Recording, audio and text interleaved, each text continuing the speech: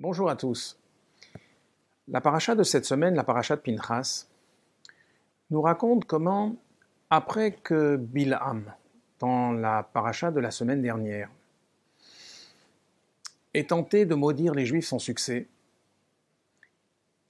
et au contraire, il leur donne des bénédictions fantastiques, eh bien Bilham va suggérer à Balak, son commanditaire, de débaucher les filles de son pays, les filles de Moab, pour faire fauter les béné Israël, les enfants d'Israël.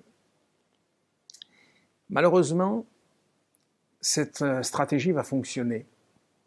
Et voilà qu'un chef de tribu, nommé Zimri, va défier Moïse dans le désert, en se présentant devant lui en compagnie d'une princesse de Moab. C'est à ce moment-là que Pinchas, ben Elazar ben Aaron à Cohen, le fils de Elazar, lui-même fils de Aaron à Cohen, va prendre l'initiative d'éliminer Zimri, qui a osé en quelque sorte défier Moshe, les anciens du peuple, et en réalité Dieu lui-même. Le texte nous rapporte cet épisode en nommant Pinchas, ben Elazar, ben Aaron à Cohen. Mais dans la paracha de la semaine dernière, on a déjà donné l'ascendance de Pinchas. Quel besoin était-il à nouveau de rappeler qui étaient ses parents et grands-parents? Alors Rashi relève cette question en disant qu'en réalité, toutes les tribus d'Israël se moquaient de Pinchas, en prétendant que le père de sa mère, Yitro, avait engraissé des veaux pour l'idolâtrie, et que voilà que ce petit-fils s'était permis de tuer un prince d'Israël. On pourrait se demander pourquoi donc évoquer le fait que Yitro avait engraissé des veaux pour l'idolâtrie. On sait que Yitro avait servi carrément toutes les idoles. Et par conséquent, si on cherchait à se moquer de Pinchas, il fallait dire que c'était le petit-fils de quelqu'un qui avait fait le service de toutes les idoles. D'autre part, pourquoi dit-on dans Rashi le père de sa mère? On aurait pu dire tout simplement son grand-père. Et pourquoi insiste-t-il sur le fait qu'il a tué un prince d'Israël? Eh bien, c'est qu'en réalité,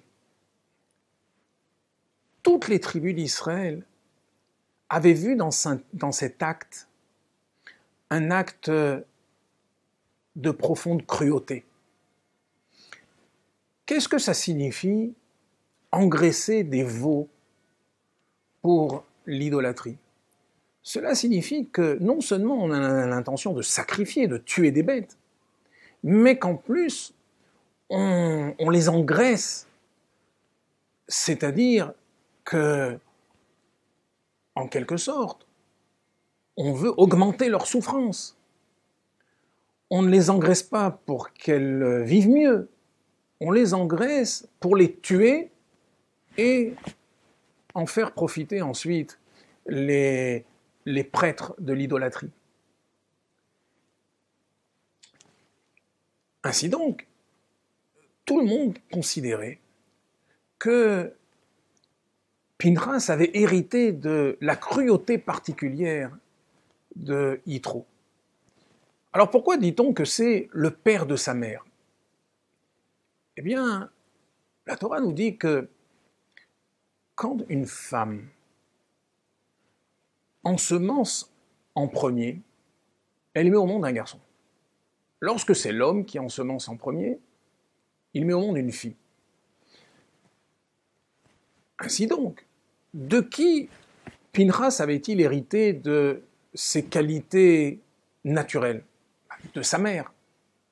Et sa mère elle-même, de qui avait-elle hérité ses qualités naturelles? De son père.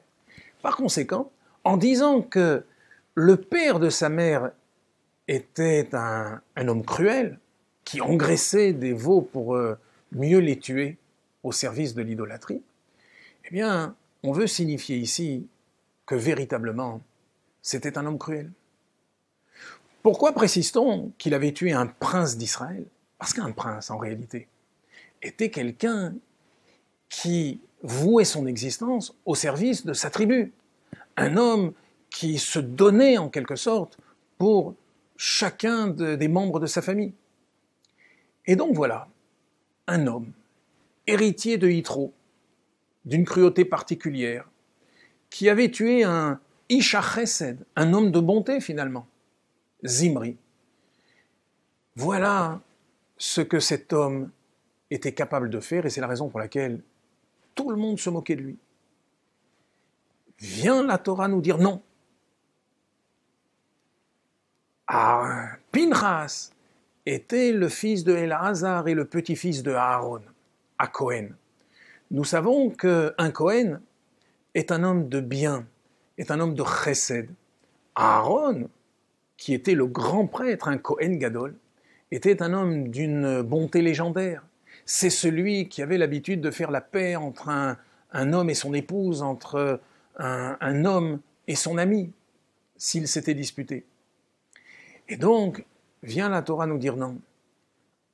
Pinchas était véritablement un homme de bien, et si cruauté il y avait, elle était plutôt dans le camp de Zimri. Quel est l'enseignement fantastique que nous pouvons tirer de cet épisode? Sans doute que lorsqu'on a le sentiment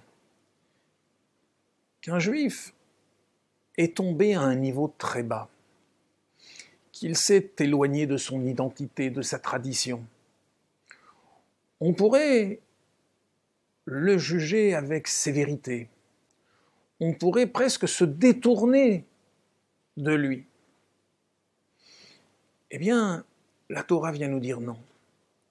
Regardez, Pinchas était un homme que tout le monde considérait comme cruel, avec des preuves à l'appui. C'était le petit-fils de Yitro. C'est un homme qui a osé tuer un prince d'Israël. Et pourtant, la Torah vient nous dire que cet homme était un homme d'exception. Cela nous apprend à juger autrui avec circonspection. Savoir que on doit toujours avoir un regard positif sur un juif, quel qu'il soit. Être capable de déceler et de révéler tout le potentiel qui se trouve dans son âme, qui peut s'avérer fantastique, au point de faire de lui un prêtre, un grand prêtre, pour lui et toutes les générations suivantes. Voilà donc un magnifique enseignement d'Ahavat Israël, d'amour du prochain, que nous enseigne cette parashat Pinchas. Au revoir à tous.